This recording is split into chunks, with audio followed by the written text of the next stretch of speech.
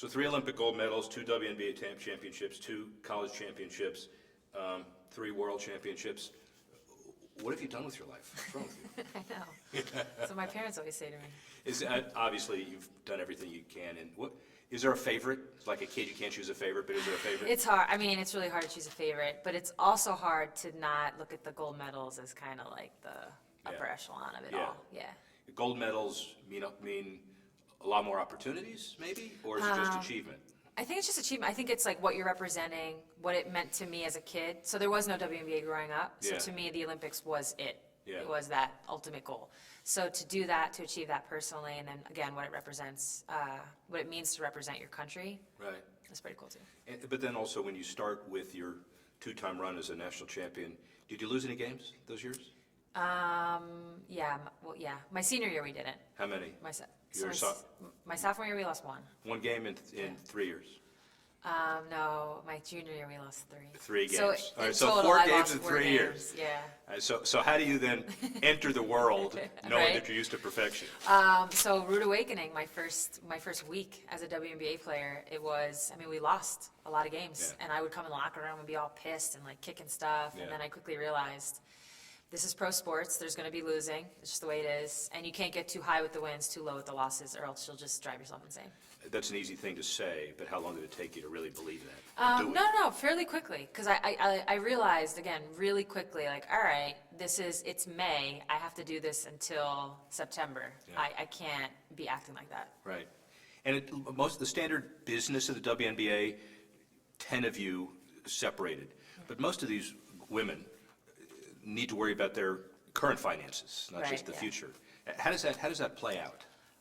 Well, we're really lucky that there's leagues in Europe. Yeah. I mean, that's where most of us, I would say a large percentage of us, make most of our money. I mean, in the WNBA, don't get me wrong, what we make for 4 to 5 months is nothing to complain about. Now, Right. you're not going to necessarily live on it, Right. but again, so it gives us that opportunity to play in Europe in the winter. Interesting dynamic, nothing to complain about, but you really can't live on it, Yeah. which is true for most. It's kind of most like, yeah, in a ways, it's like some side job. Yeah, well, but it's an exciting side job, and it's a Yeah, fun very side job. exciting, very exciting. Commiserate with the soccer players, I mean, they seem to be in the same financial situation as well. Yeah, it's actually, so basketball and soccer to me, the comparisons are so fascinating because in a lot of ways, we have more financial opportunity, but they're clearly more popular. So it's this weird thing, it's like it doesn't really match, but yeah, there's definitely similarities there. Trying to make a living playing a pro sport as a female in America is not easy. Well, we can't hold a bake sale for you because we can't do that under our protocol. Okay. But this is an incredibly high demographic show, so if you want to give us your address, we can just start throwing money at you. I wouldn't mind. Yeah, I'm sure you would. Any jealousy with the female tennis players, golfers? No, I mean, I respect what they do, and there's an interest there. You know, Yeah. there's reasons. It's like there's no jealousy from people always ask about NBA. Oh, they're making all that money. You know, no, like Yeah. there's a reason why they're making that money because they're actually making that money for Right. their owners. You know, they have sponsors, they're on TV, all this stuff. And we're only 20 years in. I mean, the WNBA is only 20 years in, so we got time. So you respect the pioneering of Val Ackerman and others Absolutely. who built the league to where it is. Absolutely. Where's it going? I think we're still in a position, I do think we're close. Yeah. But we're still in a position where we need to figure out what works for us. So for so long, our league was based on what the NBA did. You know, we followed their model to a T, our free agency, the locations of our teams, the rules. And I still think we need to figure out what works for us. Because in all reality, it is a different game. I know it's the same game, but it is a different game. When you think about just devil's advocate on that position from a Yeah. business perspective, if you didn't have the summer synergy in the NBA arenas with the Yeah. NBA owners, you might not even be here today. So No, you got to build of respect the course. foundation, I guess. Oh, of course, but that doesn't mean we have to copy their business plan in terms Right. of the actual game itself. Yeah. You know, because again, it's different games. But yeah, I mean, part of playing in the summer is not part of playing in the summer. Playing in the summer is part of the problem. Yeah. Fan base, any issues on a perception that's a gay fan base? I mean, No. how do we deal with that? I mean, I don't know how you conquer perceptions. It's a tough one to get around. The thing that I find most interesting about WNBA and the fan base and the numbers and the turnout, it's when if you're on a team that makes the playoffs and is trying to get that championship, is vying for it, they come out. I mean, those arenas are packed at the end of the year, which tells you these fans exist. Yes. We're just trying to, what we have to figure out is how to bridge it so they come throughout the regular season as well. Do you know what I mean? Because Yeah. they're there, no matter who makes it. It's like Tulsa right now, I want to say, well, actually Dallas. Dallas. They were probably last in the league in attendance. But I guarantee you, if they made the championship series, those people would come out. Like, they're there. We just got to get them to come consistently. Winning conquers all, but we also understand that mathematically it's impossible for two teams to win the same game. Yeah, I And so then how do you deal with it? And I guess part of the issue is, do the superstars, do the WNBA superstars, do you have an active role in determining the marketing strategy of the league going forward? Yes and no. We have a union, and we have a voice, but it's just, it comes down to like one voice. All these players come down to one voice in the big room of the bigwigs, if you will. The owners and GMs and, the people at the league office. So, But in theory, you should be the voice that's most in touch with the grassroots. I mean, in theory, yeah. Yeah. In theory. And I think we are. And again, like, we do have a voice. It's just, it doesn't, sometimes you don't necessarily get heard. The pipeline, a young 10-year-old, 12-year-old. If I have a young 10-year-old, 12-year-old boy, Yep. I'm going to put a ball in his left hand, and I'm going to say, learn a curveball. I don't care if it breaks your arm yet, because look at the money. Right. What does a 10 or 12-year-old girl do to play basketball or soccer versus tennis or golf? Yeah, so actually, it's interesting you bring this up. Just recently, I was talking to some of the coaches at Connecticut, and from what I understand, what they've told me, they're actually losing players, athletes, tall athletes, to volleyball. And it's just something that kids are playing more volleyball, I guess, that tall athlete versus basketball. Maybe because it's non-contact, whatever the case may be. So why would I want them to play basketball versus the other sports? Yeah. I mean, to me, first of all, team sports is way better. You learn way more. And let's be honest, the same thing we said for male sports. It's only a small percentage that are going to make it, right? It's only a small percentage that can build a career on this. So you want to learn things as a kid and gain these attributes that are going to help you. And to me, team sports, I mean, I see it now that I'm older and I'm kind of like venturing into the real world. I see all the things I learned by working with different people throughout my career and being on different teams and trying to figure out how to make things work. I totally see those values. I see them coming out. Has Title IX made has and will Title IX continue to make the progress it needs to?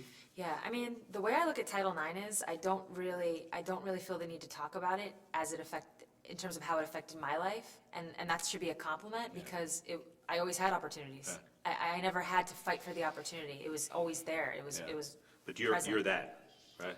I mean, in terms That's small. of percentage. I mean more, but like my age. I think people my age good. growing up. Yeah. There was the only time I had to play on a boys soccer team because the girls soccer team was like not that good. It wasn't challenging enough, I guess. So I had to play on a boys soccer team when I was in like 6th, 7th grade. But other than that, I always had teams to play on. I always had opportunity. And to me, Title IX represents opportunity, giving little girls opportunity. So again, I take it as a compliment that Title IX wasn't part of my daily conversation. How do we get more endorsers, corporate endorsers of women's sports generally?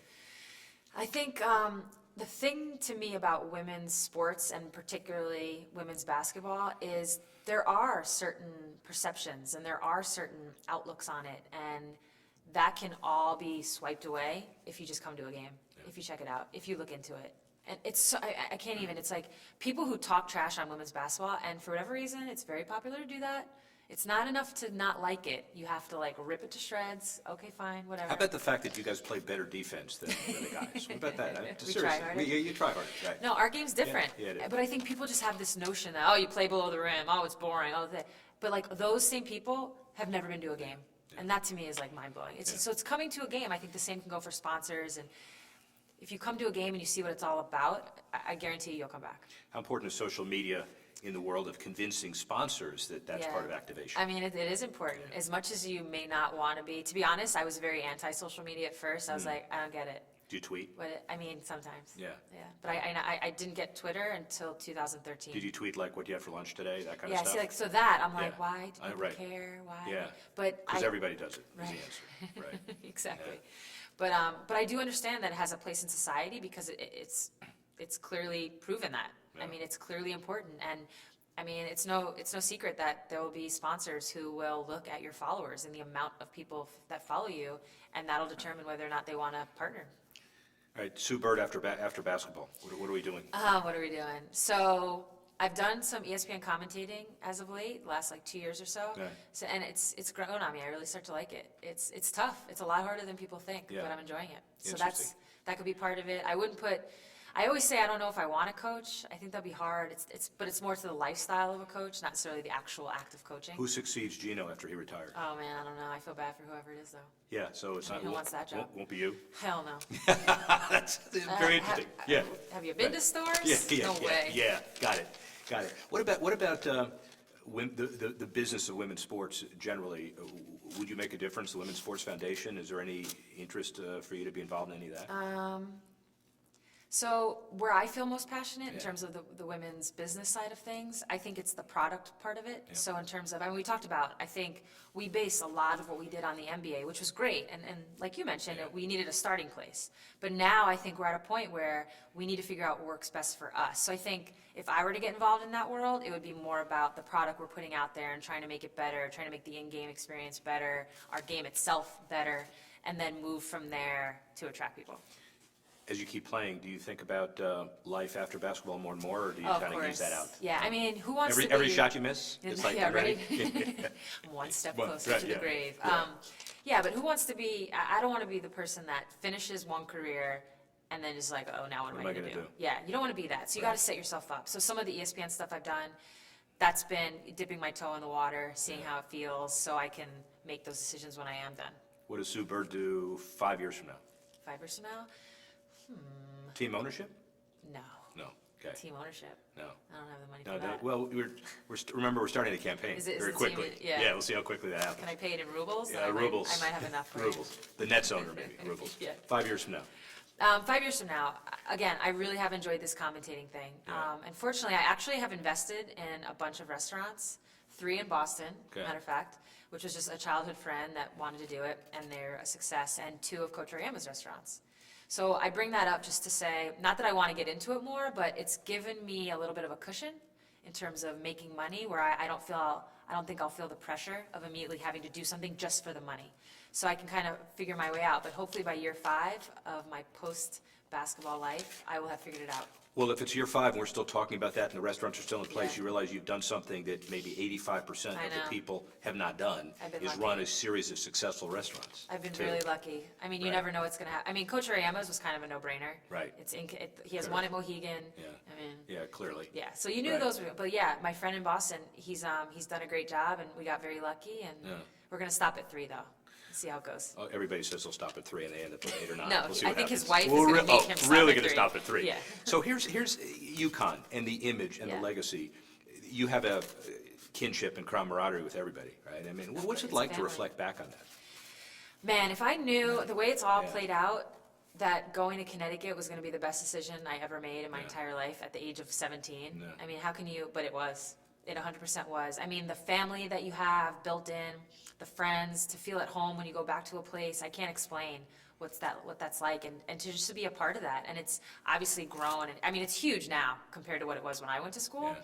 But to know you're a part of it and all these people, I mean, some of my closest friends are, yes, players that played at UConn, but not even in my 4 Yeah. years. Yeah. Not even in my like era. It's like Yeah. younger or older, you know? So it's just, it's very unique. And obviously I've been around women's basketball a lot to know that I don't know that a lot of schools are like that.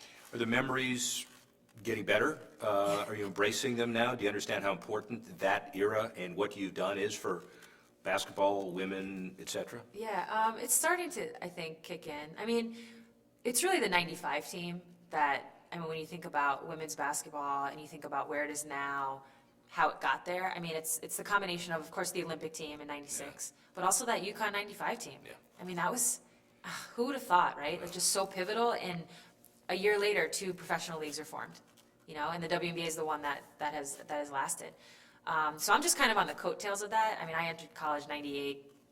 So, you know, I was definitely, we were kind of, I think my class, my little era, Diana included, her class, you know, we kind of helped maybe keep it where it was, where that 95 team put it.